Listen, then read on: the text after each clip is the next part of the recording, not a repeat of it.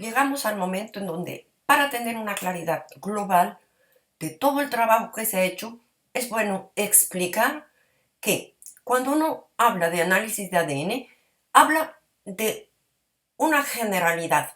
Entonces, tenemos que saber especificar. Primero, existen análisis de ADN exploratorios. Esos análisis de ADN exploratorios, como por ejemplo la técnica de la huella genética, está basada en la comparación de dos cadenas de ADN de individuos distintos. Esto, por ejemplo, fue lo primero que se practicó en la Universidad de México y esto permite formular hipótesis.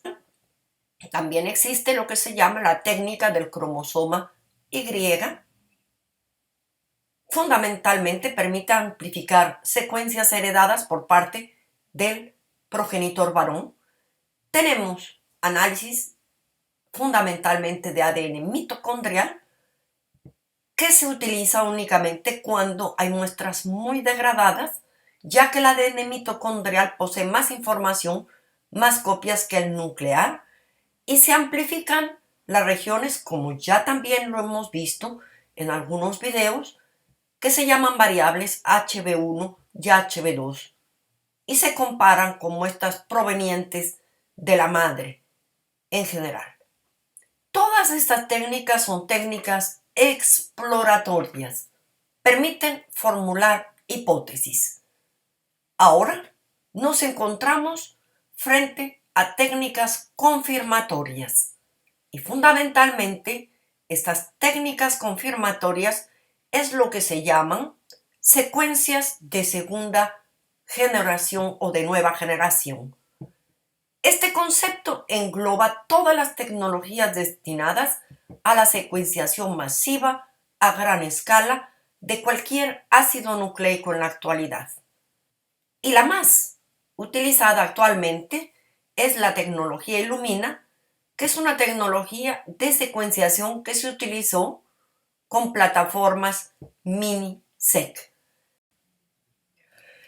El análisis que se efectuó en la Universidad de San Petersburgo, Rusia, se fundamentó en la secuenciación del exoma. Ahora, ¿qué es el exoma?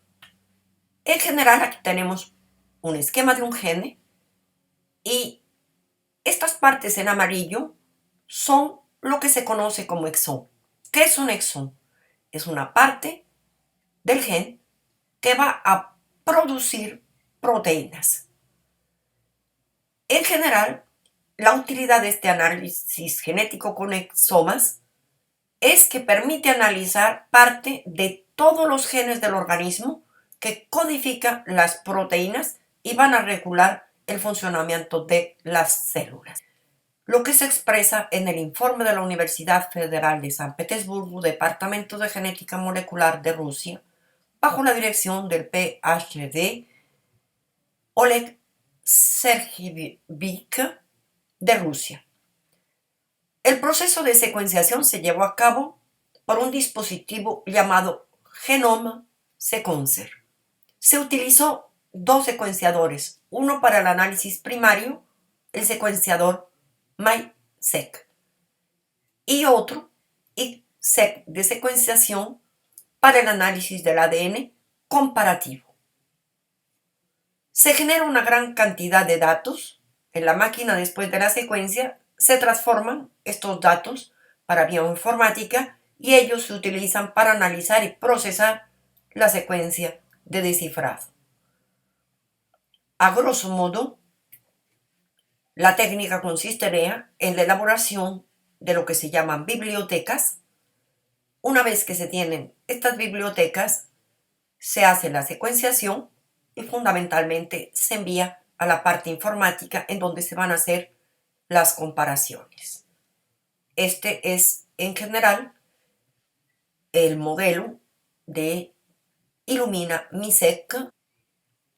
Ahora, estas plataformas en general, tanto como la que utilizaron en los análisis en Biotemol en México y esta, son compatibles. ¿Por qué?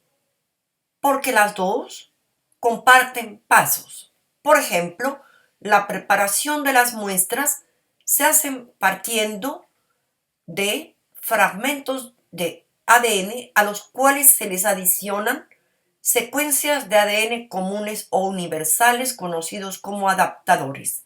Ya esto se llama librería de secuenciación. Ahora, el objetivo es encontrar variaciones genómicas que caracterizan en forma particular a un individuo mediante la comparación con los resultados obtenidos del proyecto del genoma humano.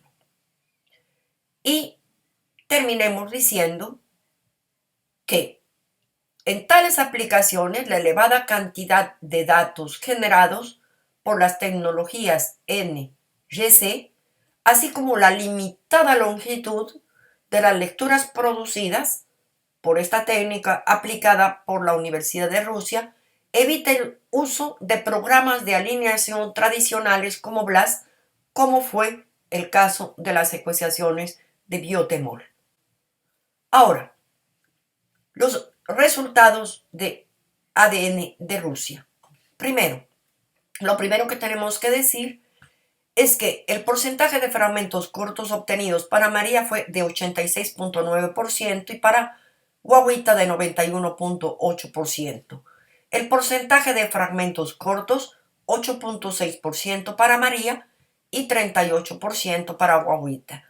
Y lo que nos interesa, el porcentaje de fragmentos cortos que correspondieron con Homo sapiens sapiens en María fue de 23.8% y en Guaguita de 25.6%. Ahora, comparemos estos resultados con los análisis de Biotemol México. No podemos comparar con Guaguita, puesto que no existen estos análisis, pero podemos comparar con María, en donde se había encontrado 30% de correspondencia. Entonces, podemos decir que está muy cerca el resultado en lo que corresponde a la correspondencia del ADN del cuerpo disecado llamado María entre estos dos laboratorios. Podemos decir que la comparación entre los resultados arroja una diferencia solamente del 6.2% entre estos dos laboratorios, lo que es bastante interesante. Ahora, hablemos de los análisis de carbono 14. No olvidemos, ya para María se habían practicado análisis de carbono 14 en el laboratorio de Florida Beta Analytic. Es muy importante también comparar estos análisis. Con Guaguita no habían habido estos análisis preliminares y por lo tanto, en este caso, no habré comparación.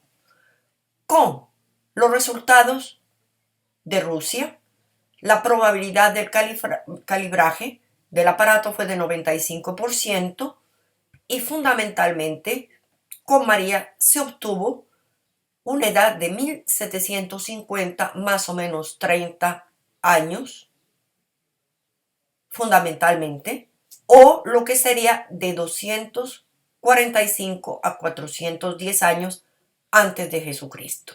Si comparamos los resultados con Beta Analítica de Estados Unidos, donde aquí tenemos los resultados, vemos que se encontró 1740 más o menos 30. O sea, hay simplemente 10 años de diferencia, teniendo entonces una cercanía los resultados. Y para terminar, digamos que en México, en el Instituto de Física UNAM, también se realizaron análisis para María. Y en este caso, se encontró una edad de 1771, más o menos 30, con lo que se traduciría en 250 años antes de Cristo. En resumen, hay diferencias de más o menos 20 años entre los tres laboratorios con María.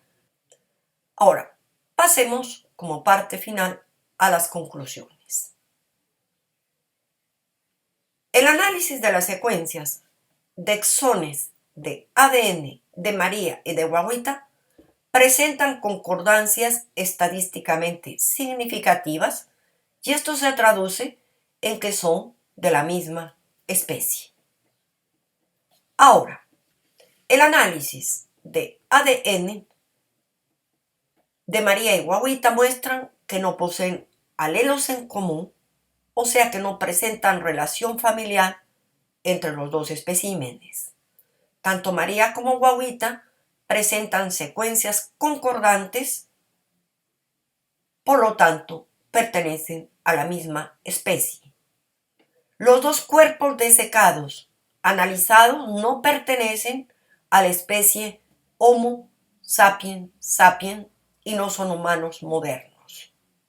Me permito traer palabras directas de el biofísico molecular y genetista MSc con maestría en tecnología aplicada del ADN recombinante de la Universidad de Nueva York, el señor William Brown, que afirma: estamos tratando con un organismo no identificado. Analizo e interpreto solo los datos tal como se presentan en el informe. Diría que los seres cuyas muestras fueron tomadas y cuyo ADN fue analizado no son de origen terrestre conocido, no coinciden con ninguna especie en la Tierra. Además, nos dice que a primera vista, cuando él vio las momias, él pensó que probablemente esto era falso, pero que una vez que se ha realizado el estudio y que se ha llegado a este porcentaje de que solo comparte el 25% del total con el ADN humano conocido, su opinión ha cambiado. También me permito citar a otros científicos que participaron en este análisis de los resultados. El doctor Steven Frank Prieto, MSc, técnico del Paleo DNA Laboratorio, en la Universidad Lancaster. En mi carrera no puedo decir que haya visto algo así antes. El doctor Doug Taylor, PhD, y profesor de biotecnología en la Universidad de Harrisburg, USA, sería difícil imaginar cómo alguien hace 2000 años habría imaginado y realizado un engaño tan elaborado. Este antiguo ADN tiene muchas variaciones y son una alternativa al genoma estándar bastante interesante. Y fundamentalmente, digamos que el doctor Konstantin Korkov, PhD, de Rusia, y bajo el cual estuvieron a cargo la toma de muestras in situ, nos dice: la conclusión más importante de nuestro análisis de ADN es que el análisis de la población autóctona actual del Perú con HuTMAP es claro que el ADN de María y Guaguita no pertenece a ningún ADN humano moderno. Es importante. Y su segunda conclusión: María y Guaguita pertenecen al mismo tipo de humanos o especies. Y su tercera conclusión: no son madre e hija, son diferentes, poseen polimorfismos diferentes en sus secuencias de ADN. Y terminemos diciendo: Guaguita, por los análisis de carbono 14, tiene 670 años de edad y María 1750 años, o sea que vivieron en periodos de tiempo diferentes. Al final de esta primera etapa podemos decir que estos cuerpos no son genéticamente humanos, ya que ellos comparten pocos exones con el hombre. Se compararon con el archivo HuTMap 100 microvariaciones que enumeran el ADN de especies conocidas y se puede decir que María y Guaguita no pertenecen a ninguna otra especie conocida en la Tierra. El ADN de María y Guaguita no coincidió con ningún grupo humano. Ahora, la investigación y los científicos que valientemente han aceptado este reto se enfrentan a una situación mismo emocionante, pero llena todavía de preguntas e interrogantes. Todos los datos dicen que como humano no es solo una simple mutación, sino otro tipo de especie humana. Como ustedes lo verán, he intentado subir por 2 veces el mismo video y después de pasar casi aproximadamente 2 días para poder que el video se pueda ver correctamente, me sale este tipo de mensajes de YouTube. Demanda no válida, este video ha sido suprimido. Con esto me despido y como siempre os espero en el próximo programa. Gracias.